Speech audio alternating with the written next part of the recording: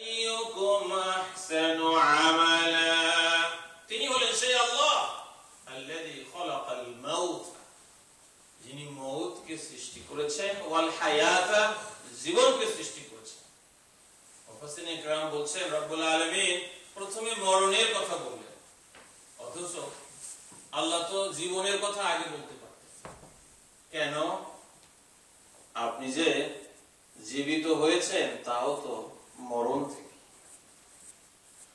হাল আতা আলাল ইনসানি হিনুম মিনাদ দাহরি লাম ইয়াকুন শাইআম মাযকুরা, মানুষের জন্য কি এমন একটা সময় ছিল না যে সে উল্লেখ করার মতো কিছু ছিল না? কত বয়স আপনার? ধরুন 50। আপনি কি জানেন 51 বছর আগে পৃথিবীতে কি হতো? Do you remember anything? You don't remember anything. You don't know.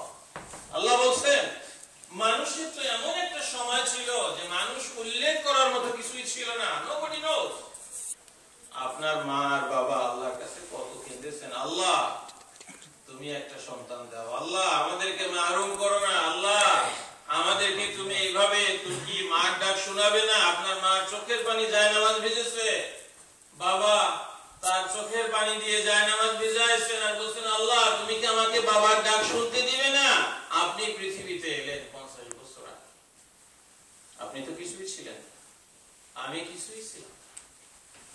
কাজেই আল্লাহ যেহেতু মানুষকে সৃষ্টি করলেন এমন অবস্থা থেকে যে আমরা কিছুই ছিলাম না, আমরা মৃত ছিলাম, আল্লাহ আমাদেরকে জীবন দিলেন। আর আবার জন্ম যখন হয়েছে মরণ তখন অবধারিত। জন্ম যাই হোক না কেন মরতে হবেই।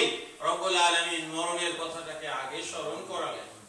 আল্লাযী খালাকাল মাউতা ওয়াল হায়াতা লিয়াবলুয়াকুম আইয়ুকুম আহসানু আমালা, সেই আল্লাহ যিনি মরণ আর জীবনকে সৃষ্টি করেছেন